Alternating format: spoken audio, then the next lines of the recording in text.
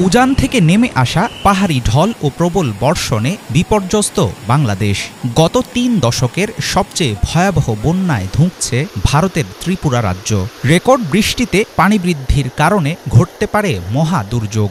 আগে থেকেই ভারত পেয়েছিল এমন পূর্বাভাস, কিন্তু দেশটির কেন্দ্রীয় পানি সম্পদ মন্ত্রণালয় থেকে বাংলাদেশকে দেয়া হয়নি বিশেষ কোনো সতর্কবার্তা। বিধ্বংসী বন্যার আশঙ্কা জেনেও কেন সাবধান করেনি ভারত? দিল্লির এই ভুল কি ইচ্ছাকৃত, নাকি প্রতিবেশী দেশের প্রতি সদিচ্ছার অভাব? ভারতের তিস্তা, ব্রহ্মপুত্র ও গঙ্গা অববাহিকায় ভারী বৃষ্টি হলে সেই ঢল বাংলাদেশে আসতে সময় লাগে ৩ থেকে ৭ দিন, কিন্তু এবার ৫ থেকে ৮ ঘন্টার মধ্যে ফেনী, নোয়াখালী ও চট্টগ্রামে চলে আসে ত্রিপুরার পানি।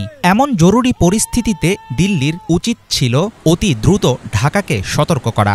বাংলাদেশের বন্যা পূর্বাভাস ও সতর্কীকরণ কেন্দ্র জানিয়েছে, গোমতী ও মাতামুহুরী নদীর ভারতীয় অংশে পানি বৃদ্ধির আনুষ্ঠানিক তথ্য পায় বাংলাদেশ, কিন্তু বিস্তারিত জানতে না পারলে বন্যার সঠিক পূর্বাভাস দেয়া কঠিন বলে মন্তব্য করেন প্রতিষ্ঠানটির একজন দায়িত্বশীল কর্মকর্তা।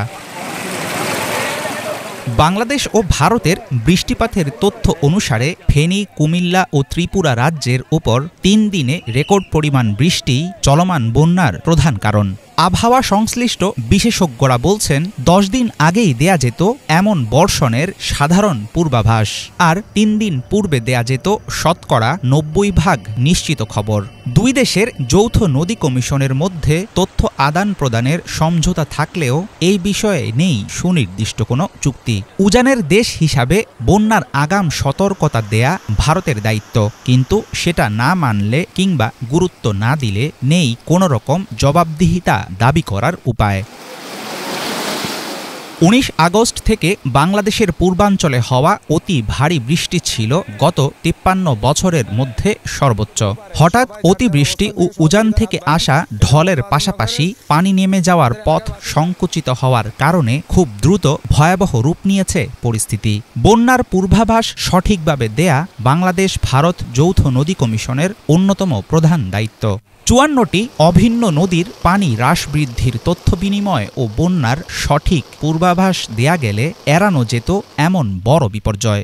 এর মধ্যেই প্রশ্ন উঠেছে, ভারী বৃষ্টির আগাম তথ্য কেন জানাতে পারল না বাংলাদেশের আবহাওয়া অধিদপ্তর? ২০২২ সালে বাংলাদেশের চট্টগ্রাম বিভাগে করা হয়েছিল প্রায় ২০,০০০ নদী খেকো দখলদারের তালিকা, যাদের বেশিরভাগই ছিল তৎকালীন ক্ষমতাসীন দল আওয়ামী লীগের নেতাকর্মী। উজানের পানি নামার পথ ঠিক রাখতে কঠোর হাতে দমন করতে হবে নদী দখলের অপতৎপরতা।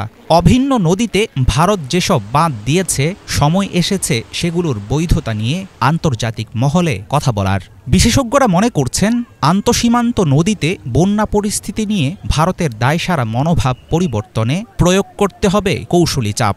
পাশাপাশি এমন দুর্যোগে সময় উপযোগী পদক্ষেপের জন্য বাংলাদেশকে নিতে হবে দীর্ঘমেয়াদী প্রস্তুতি। হাফিজুল ইসলাম, বাংলা ভিশন।